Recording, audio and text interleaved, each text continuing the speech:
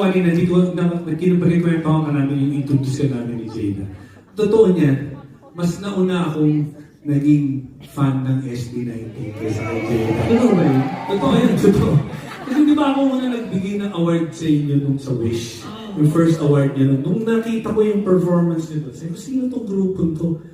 Tapos na-research ko, nakita ko ang gaganda ng mga kanta nyo. Tapos nung nalaman ko, sino yung songwriter, sino yung sumusulat? Pala si Pablo. Si Paolo. Sabi ko, grabe yung utak niya, ibang klase. Sobrang fertile and I'm just so thrilled. Tapos, doon ko nalaman ngayon, sinabi ni Jada, Dad, merong fandom ang SB19, yung 18.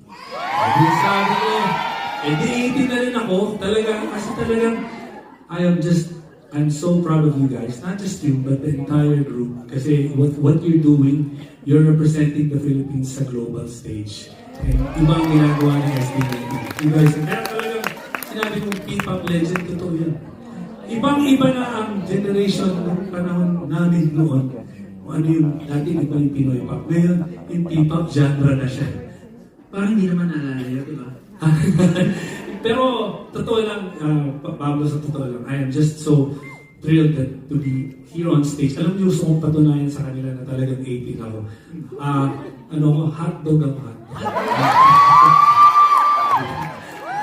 Alam nila, inusumbay-bay mo talaga kayo. May congratulations sa nanalo kayo. Di ba, nakapanalo lang nila dun sa Kids' Choice? Congratulations sa Nickelodeon. Alam ko. Dahil po sa kanila yun siya. Oo, alam ko naman dahil naman sa 18. Mahal mo. Oo. Pero gusto ko lang patunayan na talagang 18 ako. Okay lang. Meron lang akong gustong gawin kasi nandito sobrang kinikilig ako. Pwede ba isang bagsak lang, Elmer? Ayun na ba?